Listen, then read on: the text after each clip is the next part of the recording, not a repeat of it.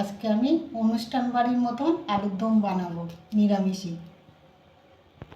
আমি আলু কেটে ধুয়ে নিয়েছি, আর আদা আর টমেটো কেটে নিয়েছি, আর এতে পোস্ত আর কটা কাজু বাদাম বেটে নিয়েছি। এবার আমি গ্যাসটা জ্বেলে নেব। গ্যাস জ্বেলে কড়াটা বসিয়ে দিয়েছি, আর কড়াটা গরম হয়ে গেছে। আমি এবার সর্ষের তেল দিয়ে দেবো। তেলটা গরম হয়ে গেছে, আমি এবার আলুগুলো ভেজে নেব।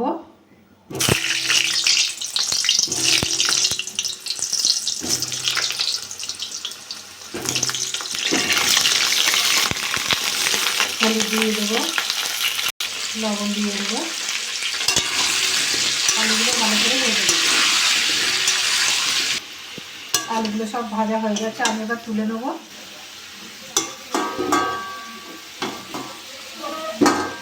আলুগুলো সব তুলে নিয়েছি।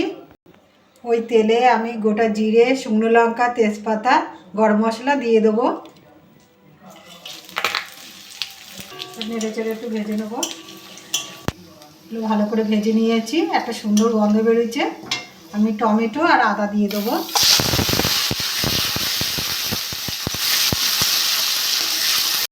চিনি দিয়ে দেবো টেস্টের জন্য। আদা টমেটোটা কাঁচা গন্ধটা চলে গেছে। এবার আমি হলুদ দিয়ে দেবো, লঙ্কা গুঁড়ো দিয়ে দেবো, ধনে গুঁড়ো দিয়ে দেবো, জিরে গুঁড়ো দিয়ে দেবো, জন্য একটু কাশ্মীর লঙ্কা দিয়ে দেবো, স্বাদ মতো লবণ,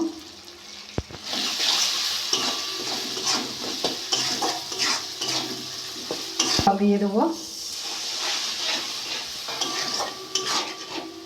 এবার পোস্ত আর কাজু বাদামটা বাটাটা আমি দিয়ে দেবো।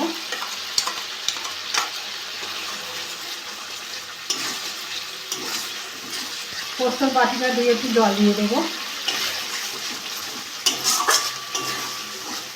এটা ভালো করে কষা হয়ে গেছে, তেল ছেড়ে গেছে।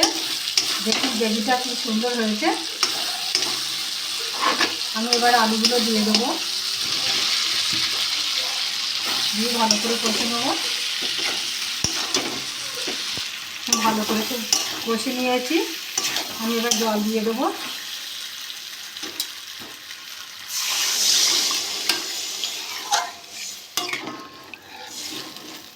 আমি 10 মিনিট ঢাকা দিয়ে রাখবো। 10 মিনিট আমার হয়ে গেছে, আলুগুলো সব সিদ্ধ হয়ে গেছে। সামান্য একটু ঘি দিয়ে দেবো। আপনারা ঘিটা খেলে দেবেন, না খেলে দেবেন না।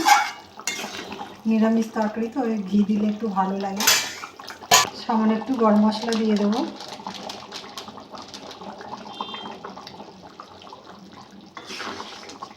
তরকারিটা আমার হয়ে গেছে, আমি এবার নামিয়ে নেব।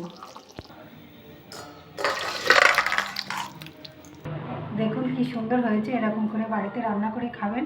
খেয়ে ভালো লাগলে আমার চ্যানেলটাকে লাইক করবেন, শেয়ার করবেন, কমেন্ট করবেন, সাবস্ক্রাইব করবেন। ধন্যবাদ।